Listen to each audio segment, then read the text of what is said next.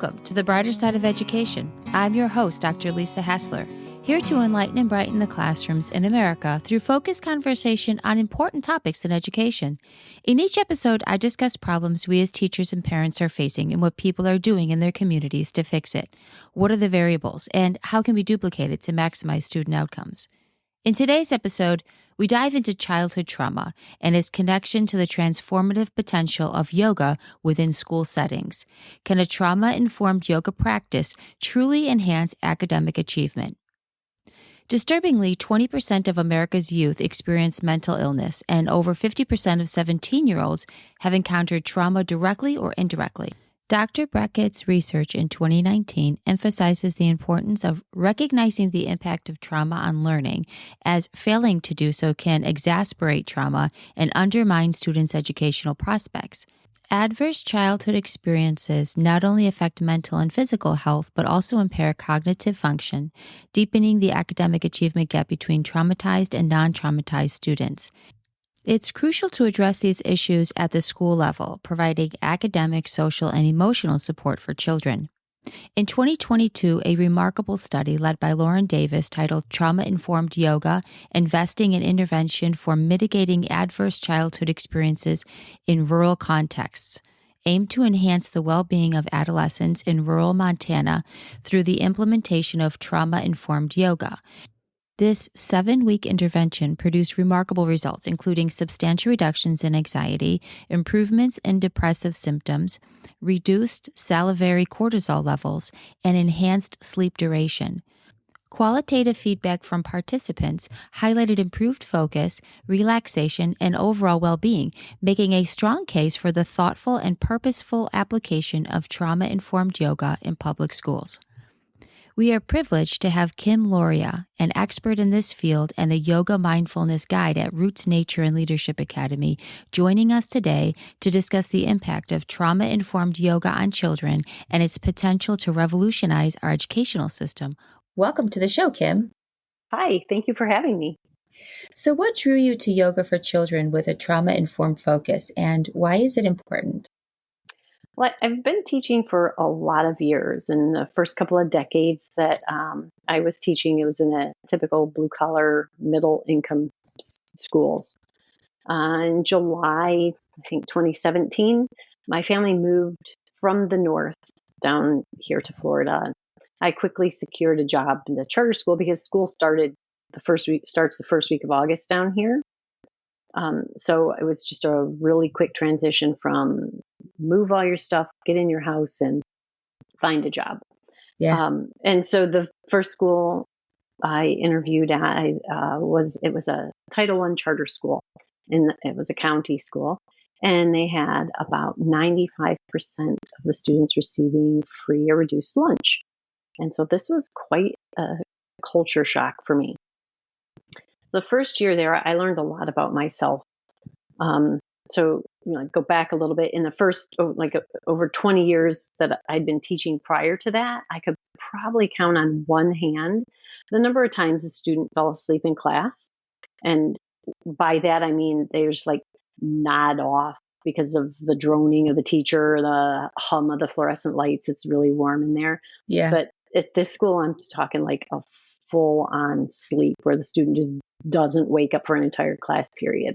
Wow. Doesn't matter how noisy it got.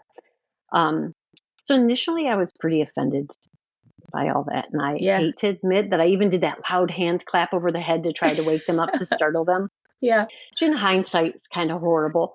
But as I knew better, I did better. And I eventually realized that if, this is the only space that the child had to feel safe enough to sleep, then I would give them that luxury. At 9 or 10 years old, a few missed lessons isn't going to alter the course of their life. So working there was really challenging at times. The students were needy, materials were in short supply unless, we bought them. And then those items usually went missing or broke. Yeah. And administration really tried their best. We had what we had, and we all worked together as best we could. But so fast forward a couple of years, and the school's director secured a day of yoga PD for the teachers. And so we did some yoga at the school, and the instructor talked a bit about how, it not only helps teachers, but it also helps students. And so that it's such a simple thought, and it just sort of put a light bulb off in my head. And that night I went home, did some digging on the internet, and found a company called Yoga Ed. So from there, I wrote a Donors Choose grant, and it was funded quickly. So Donors Choose lights Title I schools. So when I say it was funded quickly, I mean within a matter of a couple of days. Wow. Yeah, it was something. So the reason I wanted to do that was, I know that it was helpful to me, but having now been there a few years, I could see some of the problems at the school, and I really wanted to help them learn strategies to de-escalate. Suspensions were high at the school. And I know the school was working hard to find better alternatives to being sent home, where often there was little or no supervision. So that was my why and how. So unfortunately, COVID and some other things facilitated changes. And although that was a good place to get started, I am no longer there. But I do know that school utilized a lot of the things that I had started. And they do have a sunshine room where they help combat some of the escalations. Nice. Yeah. So how does trauma-informed yoga differ from traditional yoga, and what makes it distinctive? All right. So most of us understand that trauma can stem from poverty, violence, marginalization, divorce, war, abuse, neglect, yada, yada. But we don't often realize that it can manifest from events that adults might not consider very traumatizing, like car accidents and surgeries. So trauma is any event that overwhelms our capacity to cope and respond. And it's not to say that every traumatic event will traumatize a child, because humans are resilient and we heal, especially if we have the proper resources to deal with them. So trauma-informed yoga isn't so much a different approach to yoga poses, but more a different approach to instruction. So as a yogi with trauma-informed training, I should have the tools and understanding to work with at-risk students, which is to say I should understand that any of these students may have significant trauma. So I need to understand the physiology of trauma and how it manifests in the body and mind. And knowing this doesn't necessarily change what I teach in yoga, but more how I teach it. So an example would be that a student who's experienced a trauma of abuse might not trust that he or she is safe in my yoga space. So that student might need to always have eyes on the door to see who's entering. Allowing students to choose their sitting space provides a safety net. Some children don't trust with their eyes closed. So offering them the option during meditation, to lie with your eyes closed if you feel comfortable, or maybe soften your gaze if you wish to keep them open, is important. A lot of times in a traditional class, you may hear the instructor just say, close your eyes. And a student hearing that may not feel comfortable. So someone casually observing a trauma-informed yoga flow may not notice any difference from a regular yoga class, really. Down dog is down dog, and kids like to meow and moo during cat-cow, no matter who's teaching. But what you might notice a distinct difference is in the discussion. Nice. One of my very favorite things was cosmic yoga.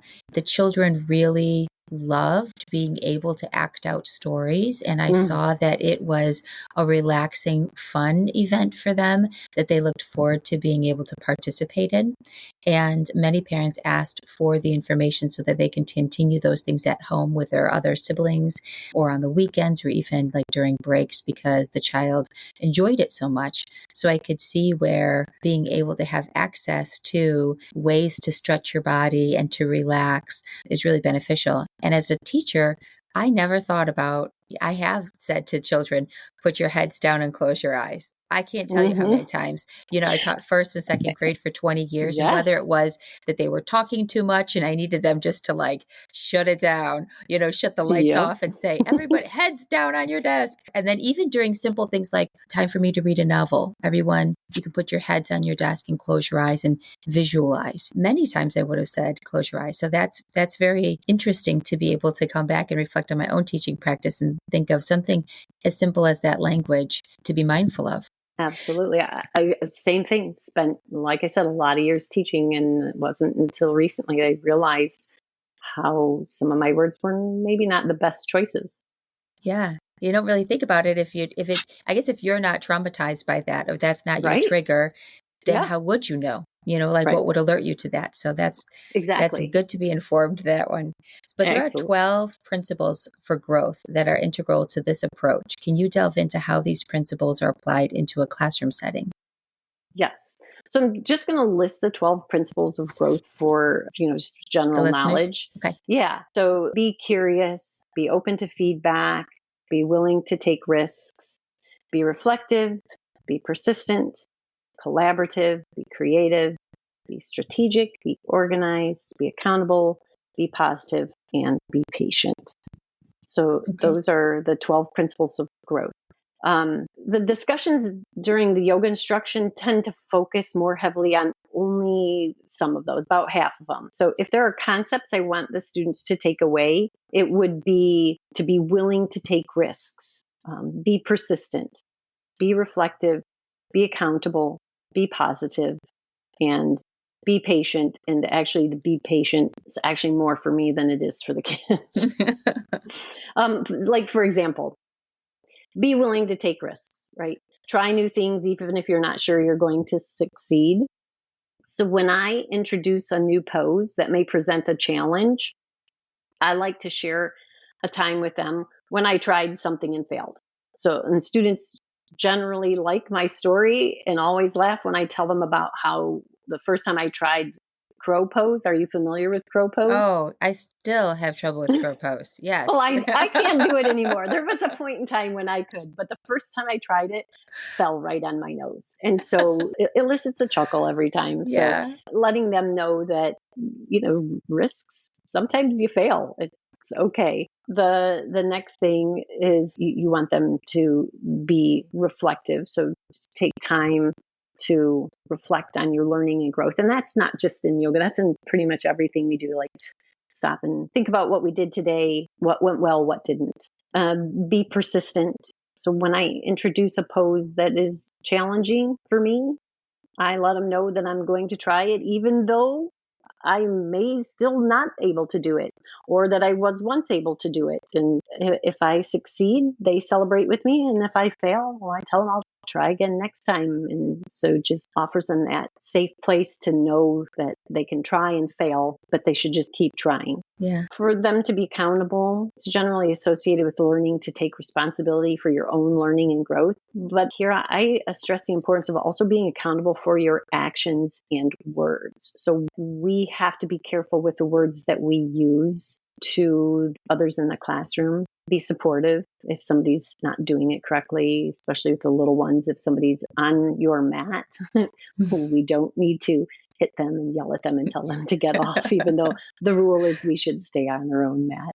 Be positive. Believe in yourself and your ability to grow. Super important for kids to maintain a growth mindset. But we have to model this. Too often we believe that kids should have a growth mindset, but we don't exhibit it.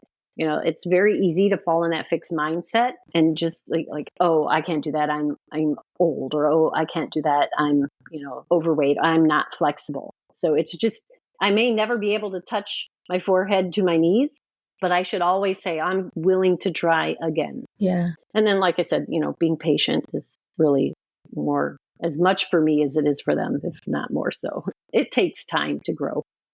I can see how that growth mindset as an adult, you do start to see your abilities sometimes decline as you age. There's an acceptance to that. And then there's like a grace, I think, that comes with it.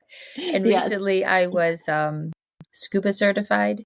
And so that I was petrified about, I'm not going to lie. And all I kept Ooh, saying is, I'm going to try. And we'll see what happens. And I did. And I got certified. And that's awesome. I have not been back out since, but that was in August, so it hasn't been too long. But that was one of those things. And I just keep saying, there are bucket lists, I guess, for all of us.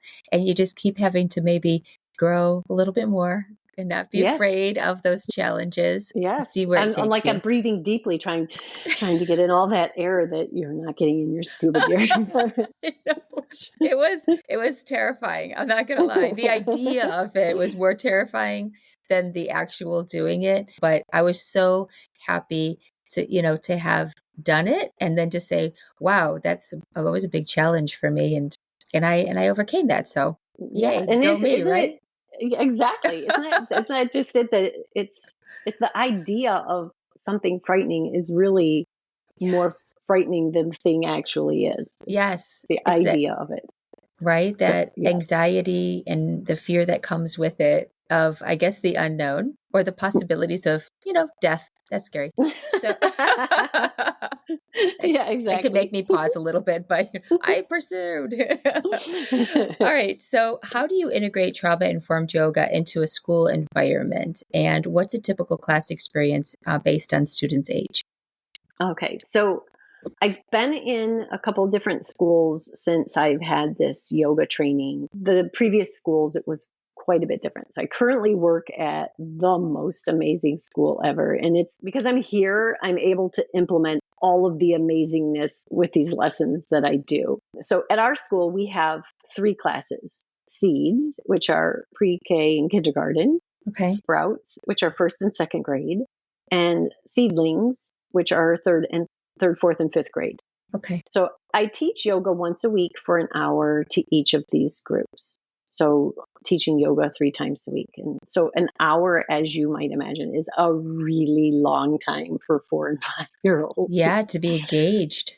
Yeah. Yeah. So yeah, you got to know going in, it's not really 60 minutes of yoga with them. So we start with, like 1 or 2 breathing techniques, such as, like flower breath or lion breath. And we talk about when we might use them. So, flower breath, we want to calm down. So it would be a slow breath in, a slow breath out.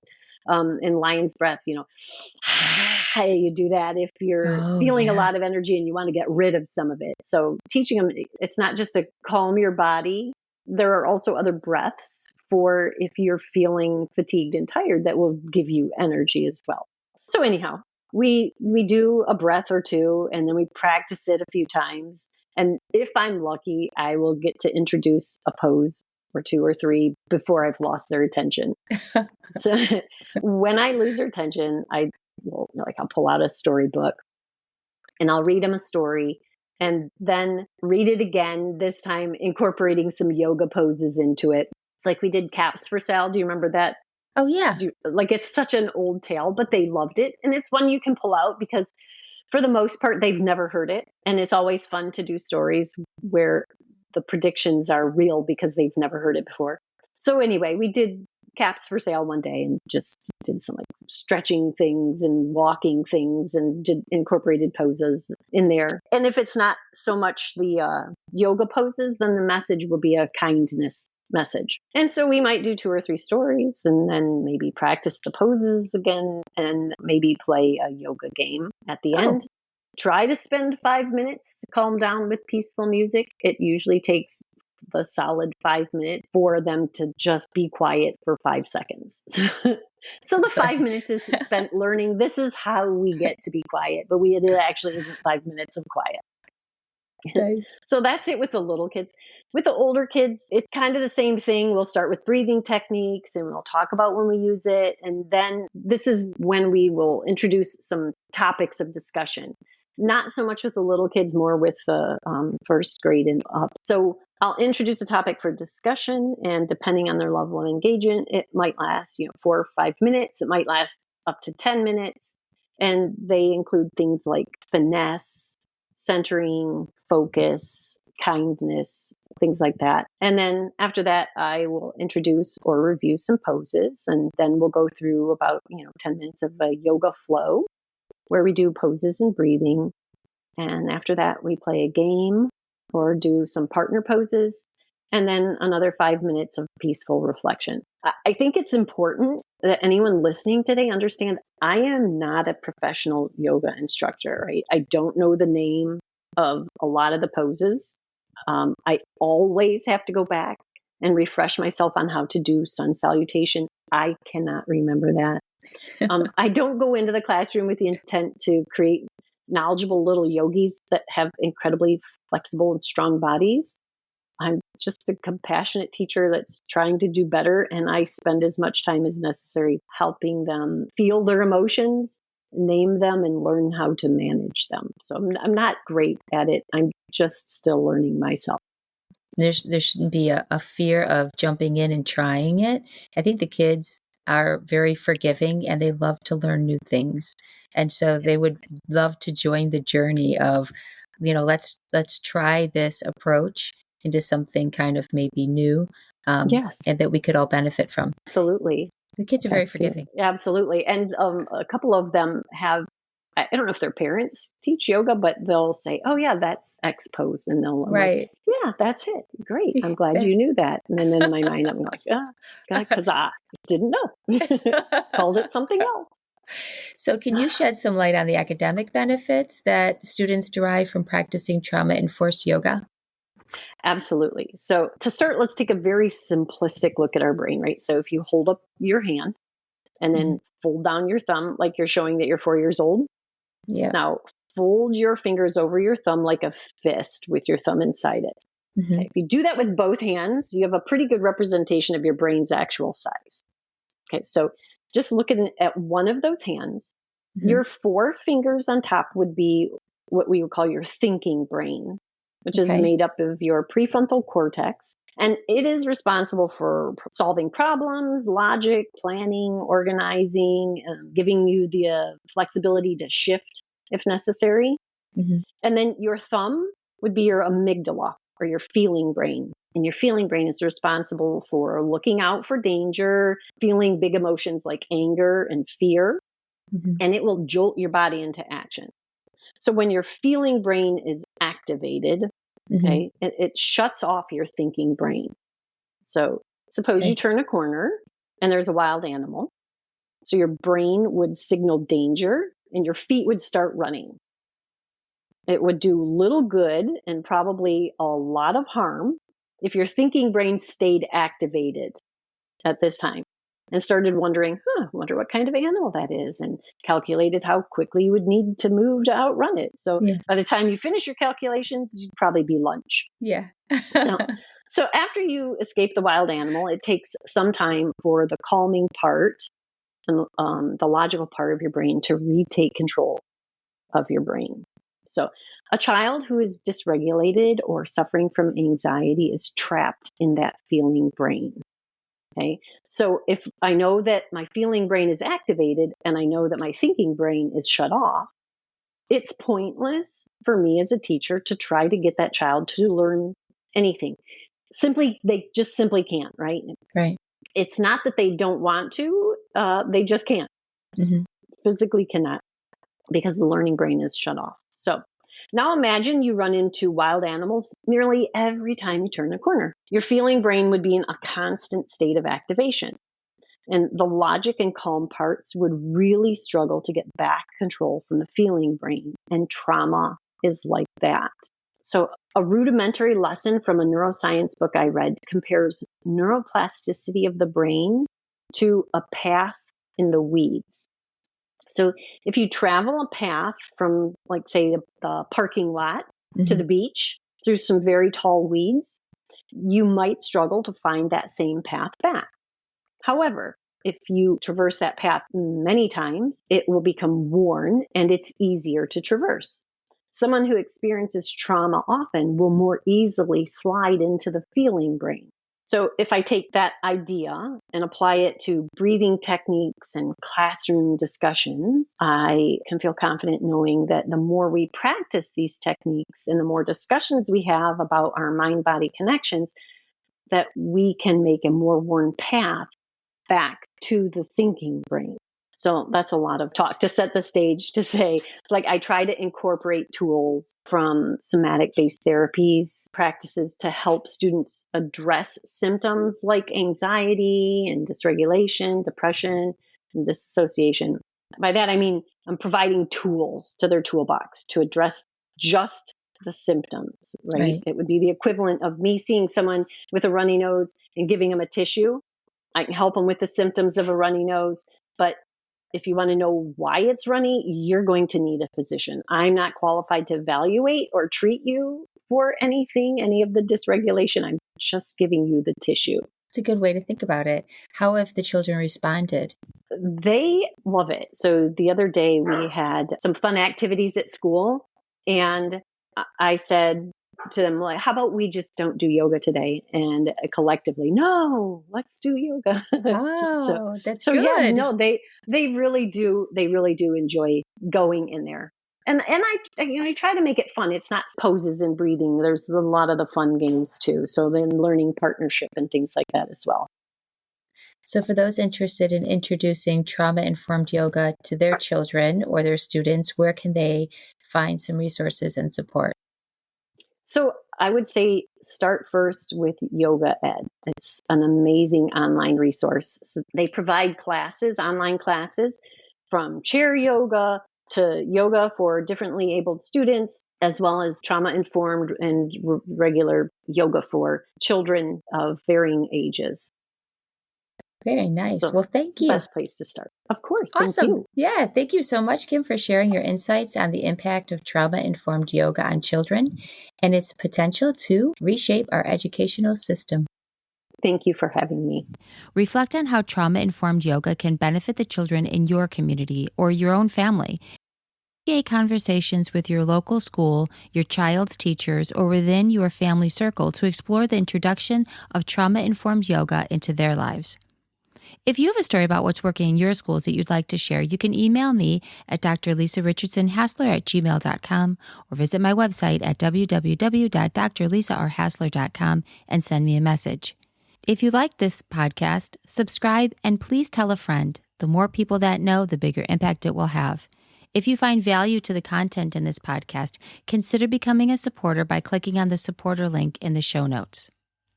It is the mission of this podcast to shine light on the good in education so that it spreads, affecting positive change. So let's keep working together to find solutions that focus on our children's success.